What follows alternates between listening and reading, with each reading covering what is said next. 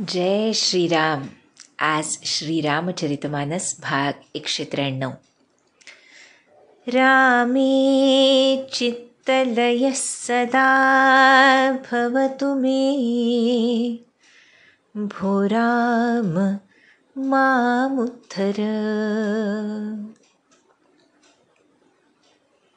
भक्तिमार्गामध्ये भगवंताशिवाय इतर काही न उरल्यामुळे हा चित्तलय भगवतचरणी होतो. ज्ञानमार्गामध्ये राम कोण आहेत हे गुरुकृपेनं अंतरामध्ये उमगल्यामुळे हा चित्तलय होतो. योगमार्गामध्ये त्या शाश्वत रामतत्वाबरोबर गुरुकृपेनं योग साधला जातो आणि कर्ममार्गामध्ये नैष्कर्म्य अवस्था त्याची सिद्धी गुरुकृपेनं होते, जेव्हा सर्व कर्म लौकिक पारलौकिक हे भगवतचरणी समर्पित होतं. अशा अर्थानं भक्ती, ज्ञान, योग आणि कर्ममार्ग आपल्या भारतीय वेद परंपरेचे 4 खांब आहेत मुख्य, ज्यांच्यावर संबंध जीवन आधारित आहे. Life depends on that. ते कशावर आधारलेले नाहीत, तर जीवन त्यांच्यावर आधारलेलं आहे. आपण सद्गुरु कृपेनं अनंत जन्मांच्या कृपेनं भक्तिमार्गी आहोत, होण्याचा प्रयत्न करतो आहोत. त्यासाठी त्या अंगानं आपण कोणताही ग्रंथ या रामचरितमानससारखा अभ्यासतो, त्याचं चिंतन करतो, त्याचं पठण करतो. पण याचा अर्थ त्यामध्ये ज्ञान अनुस्यूत नाही किंवा इतर कोणताही मार्ग अनुस्यूत नाही असा होत नाही. प्रधान मार्ग जो सद्गुरु प्रदत्त असतो तो अभ्यासत गेल्यानंतर, त्यामध्ये रुची निर्माण झाल्यानंतर सर्व मार्ग ज्या एका ठिकाणी येऊन केंद्रित होतात त्या ठिकाणीच हा भक्तिमार्गसुद्धा जाऊन पोहोचतो. म्हणजेच एकामध्ये या मार्गाचा समारोप होतो.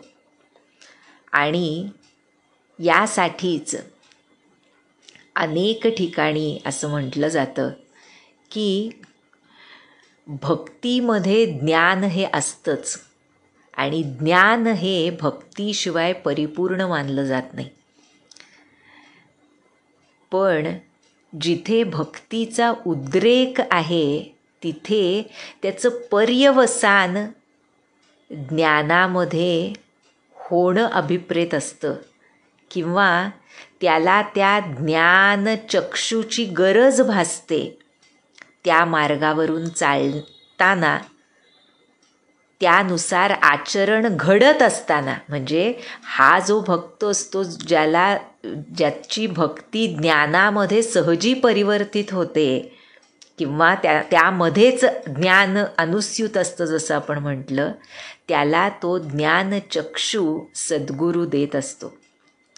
आणि इथे भरताची भक्ती आपण बघतोय, जिथे त्याला ना अंत ना पार अशी ती भक्ती आहे. प्रत्यक्ष प्रभू श्रीरामांनी जिथं हात टेकले की बाबा रे, तू जे सांगशील ते मी करीन, तुझा शब्द ओलांडण्याची माझी छाती नाही, असं कोण म्हणतंय? ज्यांच्या शब्दावर हे सबंध विश्व चालतं. त्यामुळे आपण भरताच्या भक्तीचा काय प्रभाव आहे हे ह्या एका गोष्टीवरून समजू शकतो. पण जसं आपण बघतो आहोत की एक प्रकारे ज्याला आपण स्टँड स्टील सिच्युएशन म्हणतो ना, की काय करावं कुणालाच उमगत नाही आहे. भरतालाही कळेना की हा सगळा भार वसिष्ठ मुनी श्रीरामांनी माझ्या शिरावर घातला आहे आणि आता मी काय डिसिजन घेऊ. काय निर्णयाप्रत मी यावं जेणेकरून धर्मनीतीलाही धक्का पोहोचणार नाही, माझ्या श्रीराम प्रेमालाही धक्का पोहोचणार नाही, आणि त्याहीपेक्षा अधिक श्रीरामांनी राज्यकारभार चालवण्यामध्ये कोणत्याही प्रकारचा अडथळा येणार नाही, कारण तेच राजे झाले पाहिजेत, हा भरताचा भाव पक्का आहे.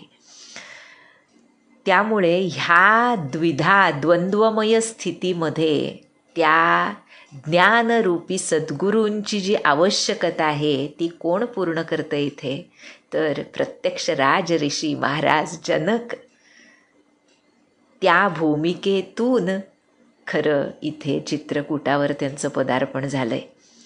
त्यामुळे त्यांच्या त्या ज्ञानभक्तीच्या संगमातून काय निष्पन्न होतं हा आता पुढचा भाग आहे, नाही का.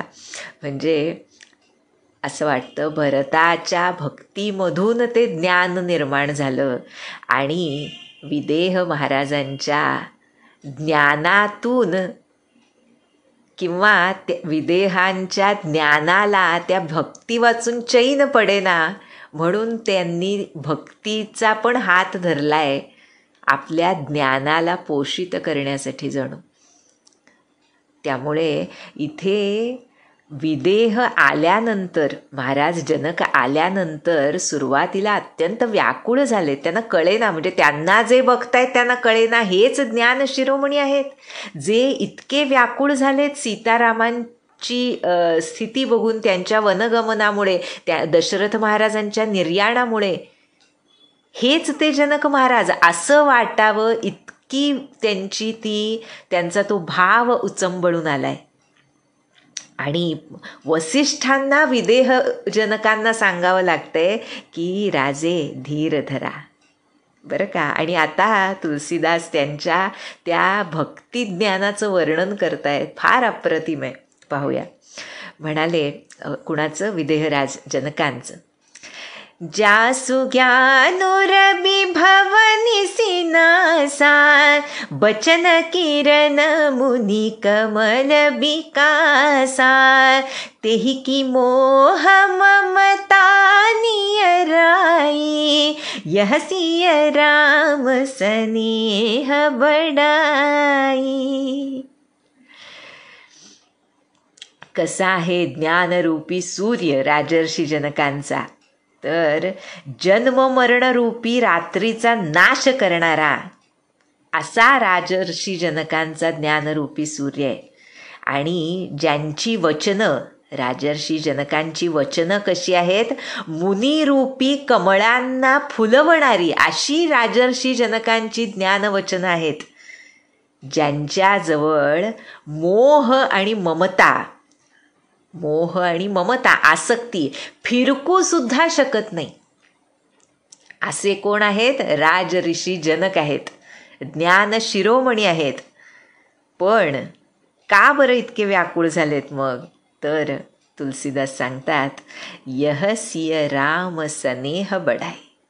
हा श्री सीतारामांच्या प्रेमाचा महिमा आहे. प्रेमापुढे ज्ञान झुकतंच. प्रत्यक्ष श्रीराम झुकलेत भरताच्या प्रेमापुढे.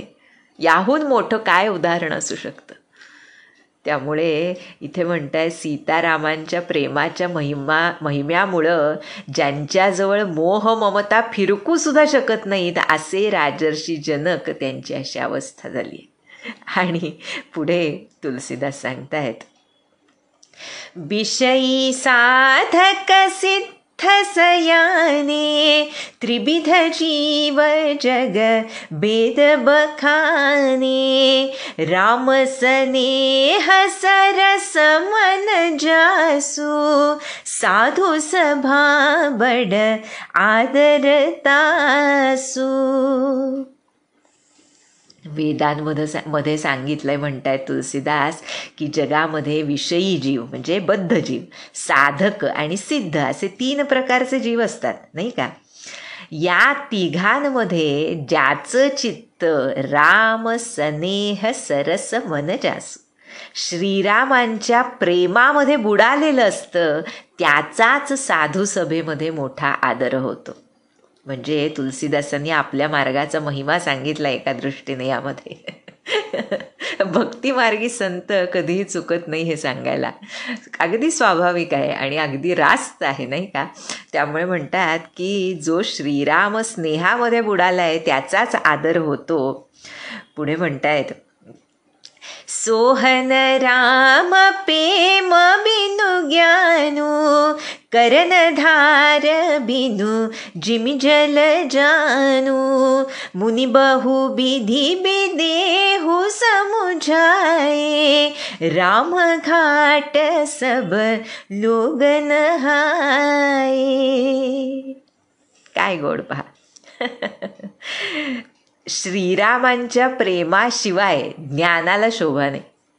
आणि कशी ती शोभा नाही तर म्हणतात, ज्याप्रमाणे नावाड्याविना जहाज चालत नाही. म्हणजे नावाडी ही ती भक्ती आहे, हे ते प्रेम आहे, आणि जहाज म्हणजे ज्ञानस्वरूप आहे. जहाज आहे, सुंदर आहे, अत्यंत नदी पार करण्याला समर्थ आहे, ही भवनदी पार करण्याला समर्थ आहे ज्ञान. पण जोवर नावाडी वल्हवत नाही तोवर ते जहाज पलीकडच्या तीराला पोहोचू शकेल का.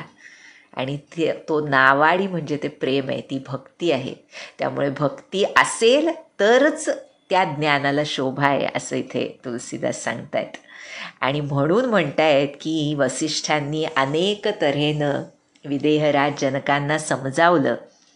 पहा बरं, पण कसं आहे पहा, फरक असतो त्यामध्ये बरं का. ज्ञानाची मोह आणि ममता, मोह तर नाहीच पण ममता म्हणजे जे प्रेम आपण म्हणावं लागेल इथे. ममता शब्द तितकासा योग्य नाही, कारण इथं त्यांनी मोह ममता ज्यांच्याजवळ फिरकू शकणार नाहीत असे विदेहराज जनक म्हटलंय.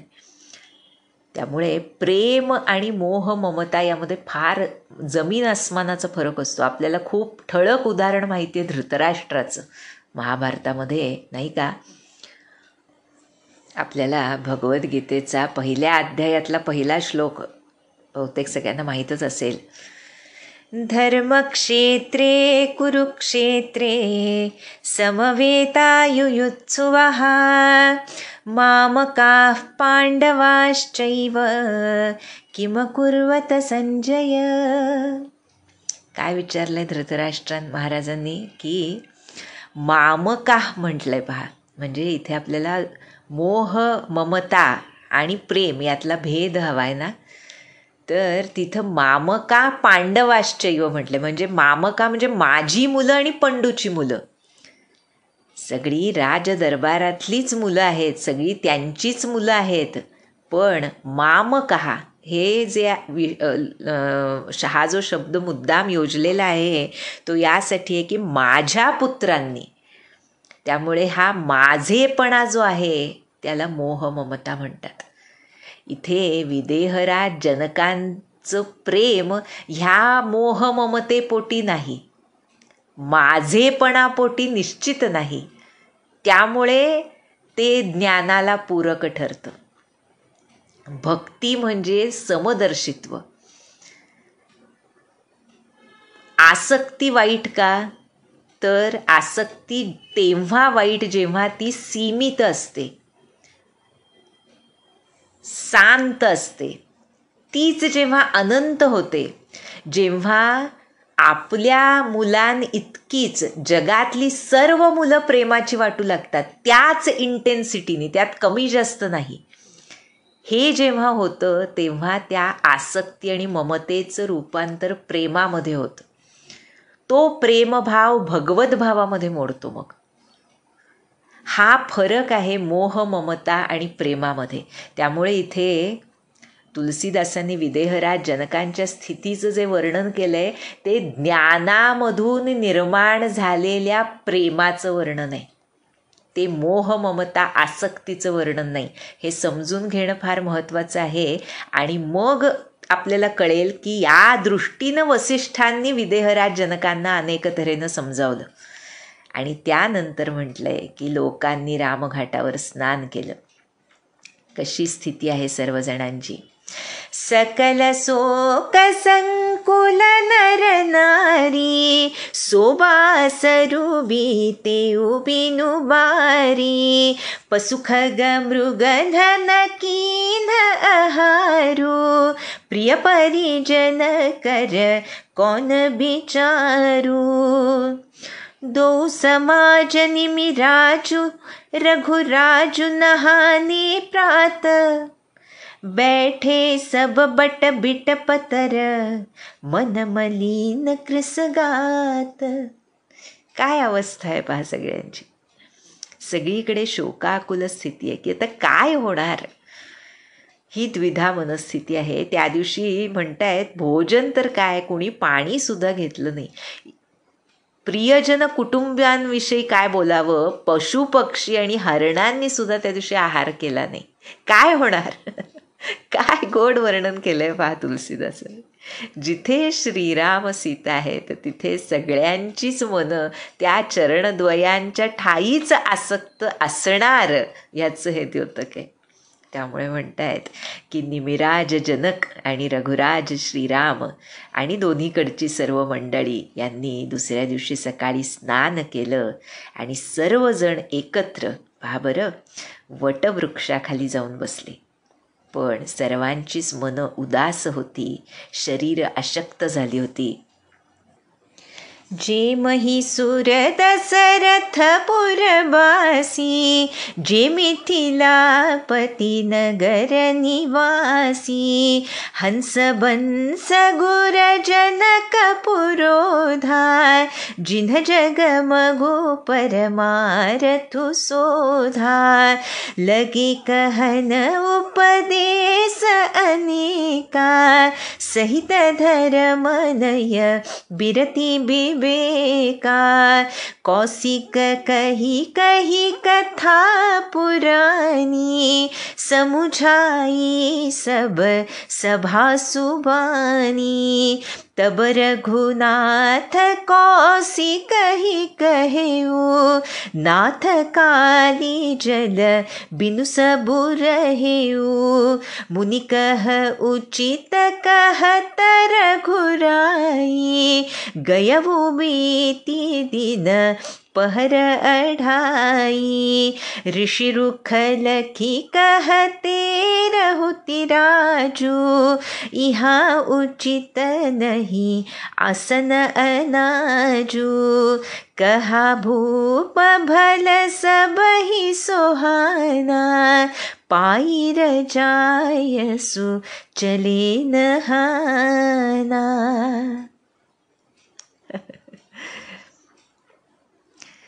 अयोध्यावासी आहेत, मिथिलावासी आहेत, तिथे विप्रवर आहेत दोन्हीकडचे, सूर्यवंशाचे गुरु वसिष्ठ आहेत, जनकांचे पुरोहित शतानंद आहेत. त्यांनी कसे आहेत हे सांगितले तुलसीदासांनी इथे. तर हंस बंस गुर जनक पुरोधा, जिन्ह जग मगु परमारथ शोधा. ज्यांनी सांसारिक अभ्युदय आणि परमार्थ दोन्ही मार्ग योग्य रीतीनं शोधून काढले होते.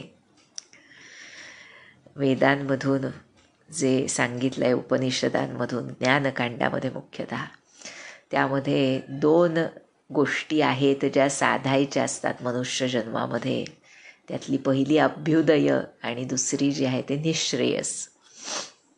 अभ्युदय म्हणजे ह्या आयुष्यासाठी जे आवश्यक ते प्रयत्नानं योग्य धर्मनीतीनं राहून मिळवणं, त्याचा उपभोग घेणं आणि उपभोग घेत असताना हे त्या परमात्म्यानं दिलंय हा भाव ठेवणं, हा तो अभ्युदयाचा मार्ग. आणि निःश्रेयस म्हणजे तेच त्याच्या चरणी समर्पित करून वानप्रस्थ स्वीकारून मनानं, अर्थात कारण आजच्या दिवसामध्ये जर आम्ही वानप्रस्थ हा शब्द उच्चारला तर अनेकविध भाव मनामध्ये गोळा होण्याची शक्यता असते. या वानप्रस्थाला खऱ्या अर्थानं मनाच्या वयाचं बंधन नसतं. खरं आमचं वय किती आहे हे आम्हाला माहीतच नसतं. असो, तर हे दोन्ही मार्ग ज्यांनी योग्य रीतीनं आकलन ज्यांना झालेलं आहे असे पुरोहित शतानंद आणि गुरु वसिष्ठ सर्वजण तिथे जे जमले त्यांना नीती, वैराग्य, धर्म आणि विवेकयुक्त विचार सांगू लागले. प्रत्यक्ष गुरु ब्रह्मर्षी विश्वामित्र तिथं उपस्थित आहेत. ते सुद्धा प्राचीन कथा सर्व सभेला आपल्या सुंदर वाणीमध्ये समजावून सांगतायत. आणि हे होत असतानाच रघुनाथ विश्वामित्रांना म्हणाले, हे मुनिवर्य, काल सर्व लोक पाणीसुद्धा न पिता राहिलेत, त्यामुळे आता काही आहार घेतला पाहिजे सर्वांनी. यावर विश्वामित्र म्हणाले, रघुनाथ योग्यच सांगतायत. आजसुद्धा आता 2.5 प्रहर दिवसाचा निघून गेलाय, त्यामुळे आता सर्वांनी आहार घेतला पाहिजे. खरं आहे असं विश्वामित्र म्हणाले. पण विश्वामित्र आता मुख्यतः जनकपुरीच्या सर्व लोकांनाही हा आदरपूर्वक आहार ग्रहण करायला सांगतायत. हे बघून महाराज जनक मात्र म्हणाले, इहा उचित नाही असन अनाज, इथं अन्न खाणं योग्य नाही. अशी पद्धत होती तेव्हा. आजसुद्धा अनेक ठिकाणी आहे की लेकीच्या इथे अन्न ग्रहण करत नाही पिता. ते बरोबर चूक गोष्ट वेगळी, पण वेदांमधून ह्याचा उल्लेख आहे आणि त्यानुसार वेद प्रणालीचं आचरण करणारे असे ते लोक तेव्हा होते. आणि तदनुसार त्यांनी महाराज जनकांनी इथं म्हणजे त्या आश्रमामध्ये होते त्यावेळी सगळे, आश्रमाच्याच तिथल्या वटवृक्षाच्या छायेमध्ये, त्यामुळे तिथं अन्न ग्रहण करणं योग्य होणार नाही हे जेव्हा ते म्हणाले तेव्हा त्यांचा रोख ओळखून राजा जनकांना सर्वांच्याच मनाला बरं वाटलं. आणि मग आज्ञा घेऊन सर्वजण स्नानाला गेले. त्याचवेळी तेही अवसर फल फूल दल मूल अनेक प्रकार, लई आये बनचर विपुल भरी भरी कावरी भार.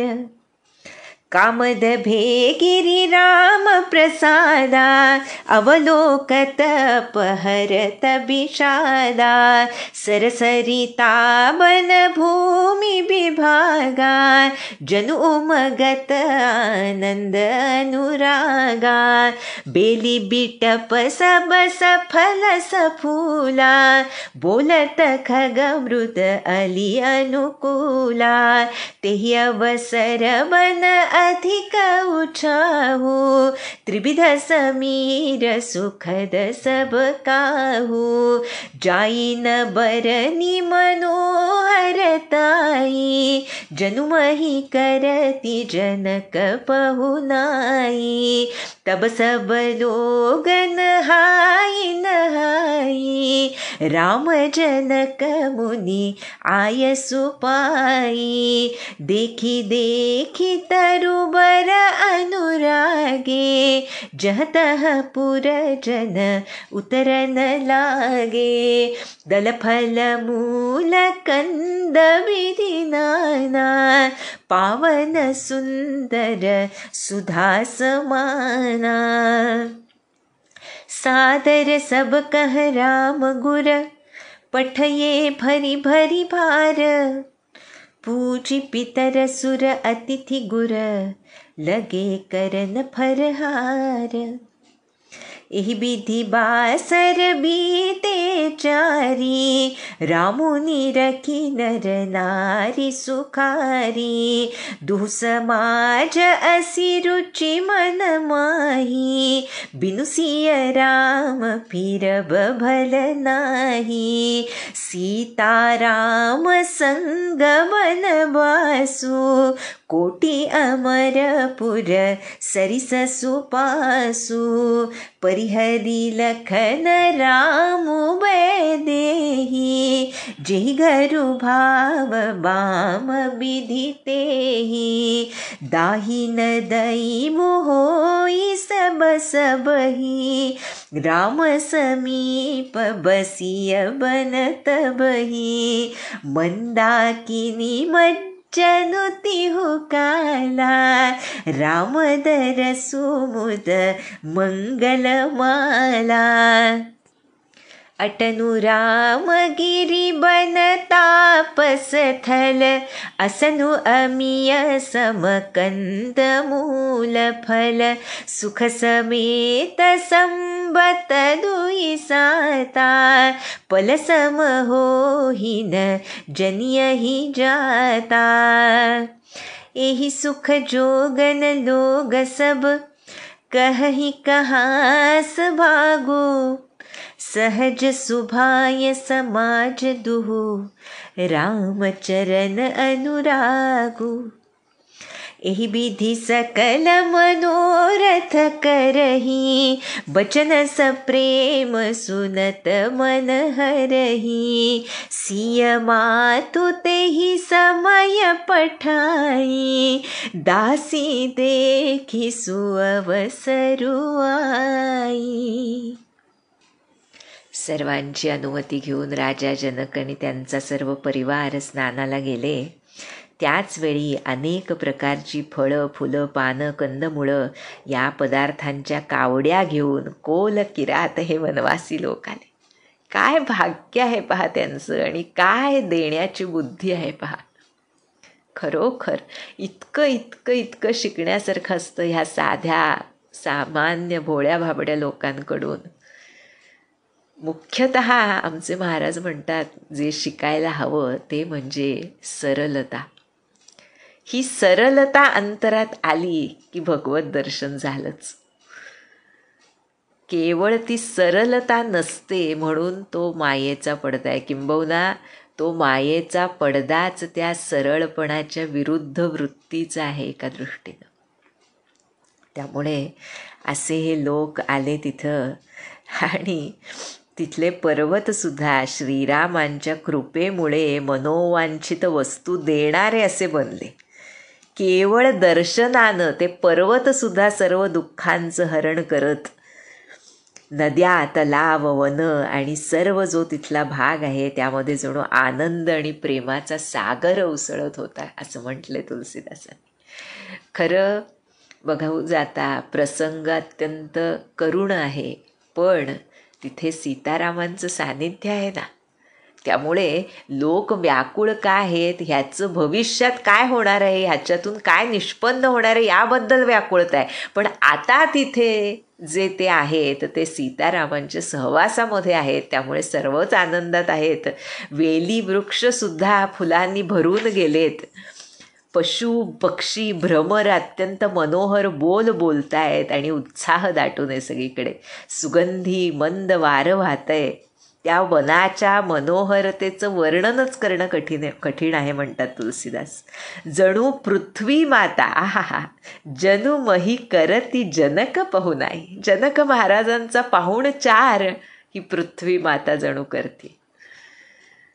जनकांवर पृथ्वी मातेचं अत्यंत प्रेम आहे, म्हणूनच तिनं आपल्या कुशीतली कन्यका त्यांच्या हवाली केली नाही का. त्यामुळे सर्व जनकपुरवासी त्यावेळी आंघोळ करून म्हटलंय, स्नान करायला गेले होते ना, तर की स्नान झाल्यानंतर श्रीराम, जनक महाराज आणि सर्व मुनिवृंद यांची आज्ञा घेऊन सुंदर वृक्ष, आजूबाजूचा वनप्रदेश पाहत प्रेमानं जिकडे तिकडे उतरत होते राहण्याच्या जागांमधून.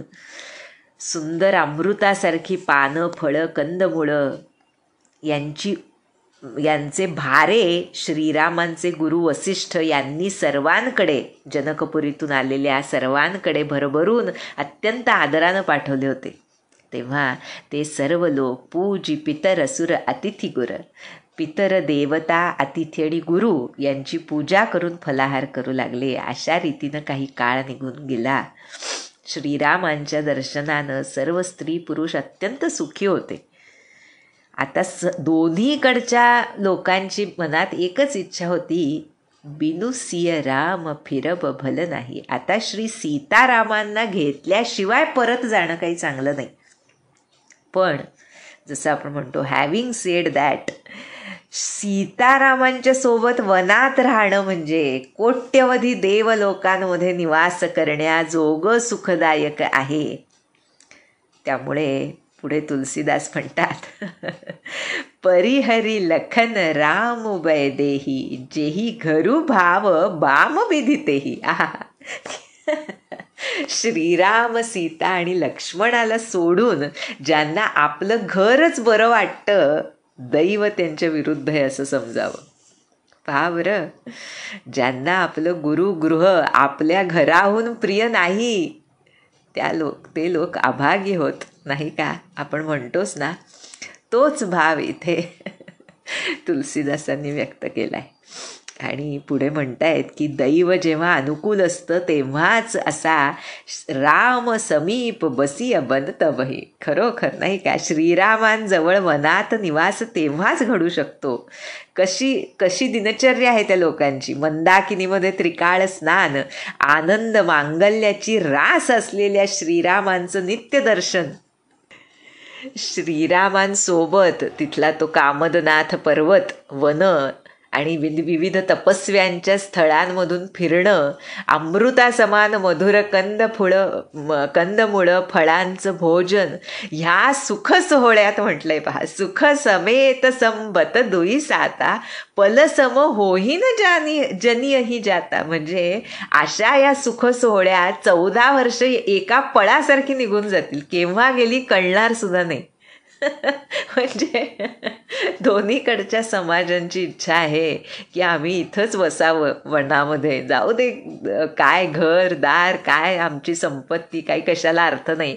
इथे आम्हाला जे मिळतंय ते आम्हाला कोट्यवधी देवलोकातून सुद्धा मिळणार नाही. त्यामुळे असंच जर आम्ही राहिलो तर 14 वर्ष अशी निघून जातील, असा भाव आहे सगळ्यांच्या मनात. आणि सर्व लोक पण म्हणतायत मनामध्ये आम्ही ह्या सुखाच्या योग्यतेचे मात्र नाही, एवढं कुठलं आमचं भाग्य. हा भाव सुद्धा त्यांच्या मनात आहे. कारण सहज सुभाय समाज तू रामचरण अनुराग. श्रीरामांच्या चरणकमलांवर मनापासून प्रेम आहे ह्या सर्व दोन्हीकडच्या समाजाचं. असं विविध प्रकारचं मनोरथ सर्वांच्या मनामध्ये आहे की आम्ही इथंच राहावं, असाच हा काळ जावा. आणि त्यांचं हे प्रेमळ बोलणं ऐकून सर्वांचीच मनं आकर्षित होत होती. त्याच वेळी काय घडलं, कोण आलं तर सीता मातेची माता सुनयना हिने काही दासी पाठवल्या होत्या. कौसल्या राण्या ज्या तिथे होत्या माता, त्यांची भेटण्याची योग्य वेळ बघून त्या दासी आल्या. आणि ज्यावेळी सावकास सुनी सबसिय सासू आयवु जनक राचरणी वासू कौसल्या सादर सन्मानी आसन दिये समय समानी सिलुसने हो सकल दोरा द्रवही देखी सुनी कुलिस कठोरा पुलक शिथिल तन बारी बिलोचन महिन खलिखन लगी सब सोचन सबसिय राम प्रीति किसी मूर्ति जनु करुणा बहु बेश बिसूरति सिय मातु कह विधि बुद्धि बाकी जो पय फेनु फोर पबिटाकी सुनिय सुधा देखिय ही गरल सब कर तूति कराल जह तह काक उलूक बक मानस सकृत मराल. पहा बरं, जनक राजांचा राणी वसा म्हटलंय. माता सुनयना आणि सर्व दास दासी त्यावेळी सीतेच्या सर्व सासू रिकाम्या आहेत, मोकळ्या आहेत हे बघून त्यांना भेटायला आल्या. माता कौसल्येनं अत्यंत आदरानं त्यांचा सन्मान केला, त्यांना आसनं आणून दिली. दोन्हीकडच्या सर्व स्त्रियांचं वागणं आणि प्रेम बघून जणू कठोर वज्रसुद्धा वितळून जात होतं. त्यांचे देह पुलकित झाले होते, प्रेम विव्हल झाले होते. नयनांमधून दुःखाचे आणि प्रेमाचे अश्रू ओघळत होते. सर्वजणी एक प्रकारे चिंतामग्न होऊन विचार करत होत्या. कशा आहेत ह्या सर्व? तर जणू सीतारामांच्या प्रेमाच्या मूर्ती आहेत. सर्वांच्या मनामध्ये सीतारामांचं प्रेम दुथडी भरून वाहतंय. त्यामुळे त्या प्रेमाच्याच प्रतिमूर्ती जणू हे सर्व जनकपुरीहून आलेले लोक, माता सुनयना आणि श्रीराम माता सर्वजण आहेत. आणि करुणाच जणू अनेक रूप धारण करून स्फुंदत होती. आणि त्याच वेळी सीतेची माता सुनयना म्हणाली, विधात्याची चालच मोठी विचित्र आहे, बुद्धीच विचित्र आहे. दुधाचा फेस किती कोमल असतो, अशा त्या कोमल वस्तूला वज्रासारख्या छिन्नीनं फोडतोय विधाता. कोमल आणि निर्दोष लोकांवर संकट धाडतोय. अमृत केवळ ऐकायला मिळतं, सगळीकडे मात्र विषाचाच अनुभव येतो. सर्व जे काही विधात्यानं केलंय ते सर्व भयंकर आहे. जिकडं तिकडं कावळे, घुबडं, बगळेच दिसत आहेत. हंस फक्त मानस सरोवरामध्ये असतात, असं सीतेची माता सुनयना अत्यंत व्याकुळतेनं म्हणते. काय तिच्या मनाची दशा असावी आपण विचार करू शकतो.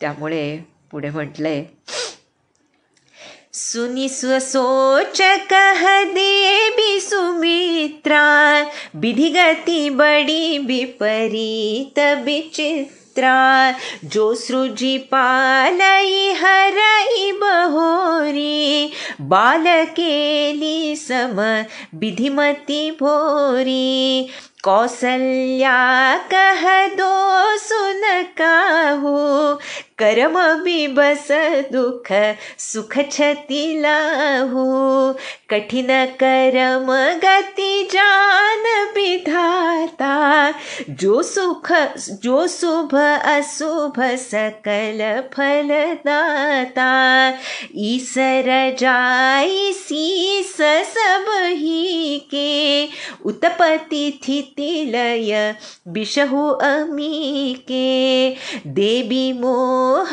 बस सोचिय बादी, विधि प्रपंचु अस अचल अनादि, भूपति जियब मर बउरानी, सोचियल सखी लखी निज हित हानि, सिय मातु कह सत्य सुबानी, सुकृति अवधि अवधपति रानी. आहा, काय गोड.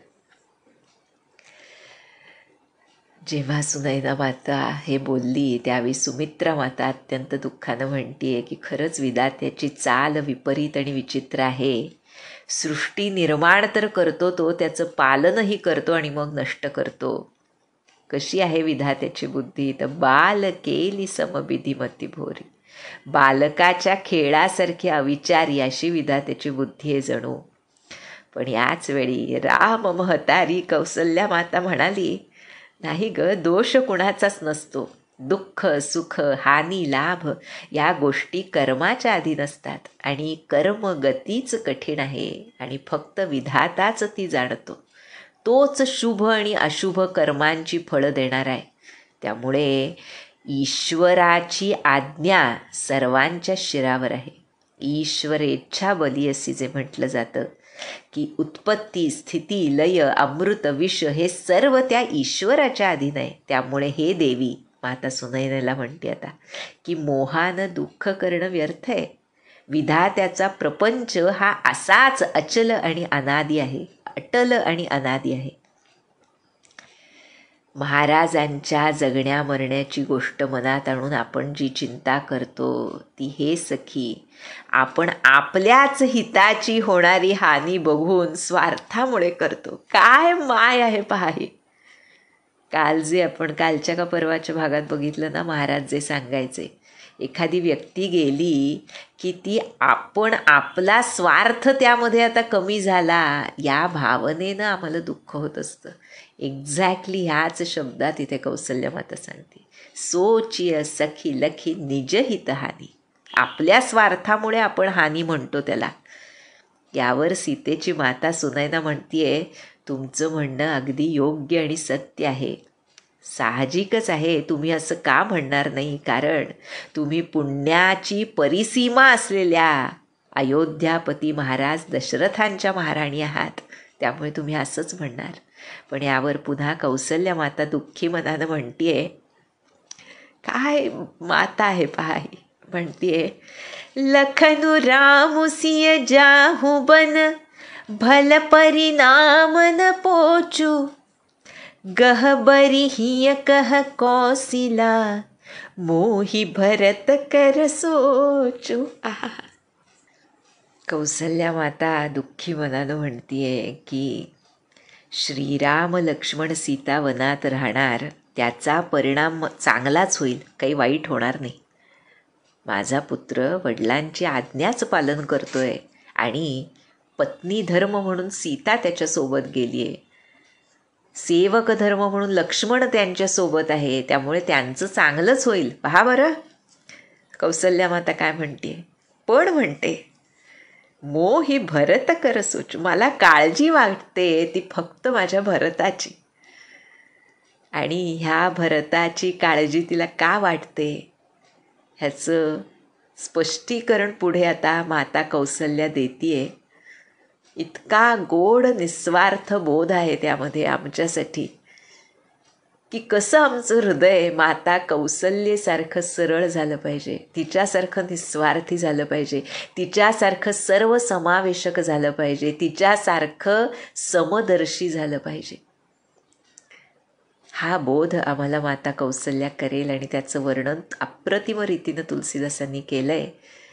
आणि पुढे यानंतर माता सुनैना काय म्हणते आणि पुढे सर्व जबाबदारी जनक महाराजांवर कशी जाते ह्याचं वर्णन आपण पुढच्या भागांमध्ये बघूया.